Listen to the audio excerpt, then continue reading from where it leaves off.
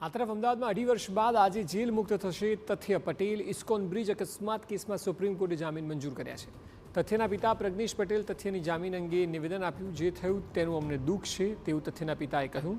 અમે સુપ્રીમ કોર્ટનો આભાર માનીએ છીએ। સુપ્રીમ કોર્ટે ન્યાય આપ્યો હોવાનું વકીલનું નિવેદન। તથ્યએ જેલમાં 34 મહિના વિતાવ્યા તેવું વકીલનું કહેવું છે। હજુ માત્ર જામીન મળ્યા છે, અન્ય પ્રક્રિયા ઘણી લાંબી છે। ઇસ્કોન બ્રિજ અકસ્માત કેસમાં આરોપી તથ્ય પટેલના જામીન સુપ્રીમ કોર્ટ દ્વારા મંજૂર કરવામાં આવ્યા છે। ત્યારે હવે ગમે તે ઘડીએ તથ્ય પટેલ જેલની બહાર આવે તે પ્રકારની શક્યતાઓ છે। તથ્યના વકીલ આપણી સાથે હાજર છે, સીધા તેમની સાથે વાત કરીશું।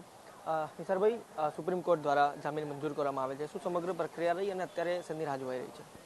છેલ્લા ઘણા સમયથી અમારી સર્વોચ્ચ ન્યાયાલય સમક્ષ જામીન અરજી પેન્ડિંગ હતી। ઘણા ખરા હિયરિંગ થયા। નામદાર કોર્ટે સરકારને, વિરોધ પક્ષના તમામને ઓપોર્ચ્યુનિટી આપી।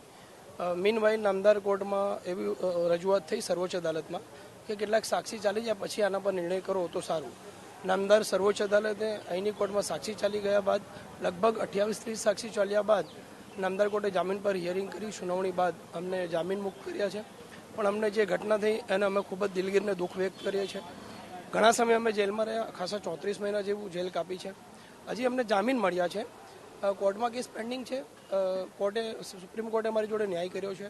આગળ હજી અમારી પ્રક્રિયા ઘણી લાંબી છે, ઘણો લાંબો પથ અમારો બાકી છે। હજી કેસ ચાલુ છે, હાલ અમે જામીન મુક્ત થયા છે। અપેક્ષા છે અમને આગળ પણ ન્યાય મળશે। ભાઈ, જે સુપ્રીમ કોર્ટનો વિગતવાર લેખિત હુકમ થયો છે તેમાં ઉલ્લેખ છે કે 29 સાક્ષીઓની તપાસ થઈ છે, 140 જેટલા બાકી છે। ક્યાંક ને ક્યાંક કેસ ચાલવામાં વિલંબ થઈ રહ્યો છે, આ પ્રકારની પણ એક વાત છે, શું કહેશો? વિલંબ ના કહેવાય, પણ 140 સાક્ષી હોવા અને એને ચલાવવું એટલે ખૂબ લાંબી પ્રક્રિયા છે। એની લોની જે પ્રોસેસ છે કાયદાની એ ઘણી અટપટી છે। એટલે 29 સાક્ષી પણ આટલા સમયમાં ચાલી જવા એ ખૂબ સારી વસ્તુ છે। આગળ બી ભવિષ્યમાં પણ 140 જે સાક્ષી બાકી છે એને અમને પ્રાયોરિટીમાં નામદાર કોર્ટ કેસ ચલાવે છે। એટલે અમને અપેક્ષા છે કે ટૂંક સમયમાં જ કેસનું જજમેન્ટ આવી જાય। અંતિમ સવાલ, સુપ્રીમ કોર્ટે જામીન તો મંજૂર કર્યા છે, પરંતુ હવે કેટલીક છેલ્લી પ્રક્રિયાઓ છે એની રાહ જોવાઈ રહી છે। તથ્ય પટેલ ક્યારે જેલમાંથી બહાર આવશે?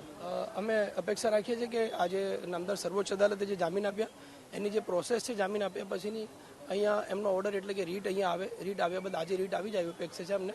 આજે રીટ આવે, રીટ આવ્યા પછી અહીંથી અમને જામીનનો બીડો મળે અને જો અમે આજને આજ જેલ પર પહોંચી જઈએ તો આજે જ છૂટી જવાની શક્યતાઓ રહી છે। ધન્યવાદ। તો આ હતા તથ્ય પટેલના વકીલ, જેઓ કહી રહ્યા છે તમામ જે કોર્ટની પ્રક્રિયાઓ છે તે ચાલી તો રહી છે, પરંતુ સુપ્રીમ કોર્ટમાં આખરે તેમના જામીન છે તે મંજૂર કરવામાં આવ્યા છે। કેમેરા પર્સન નટવર પરમાર સાથે રોનક વર્મા, TV9 અમદાવાદ।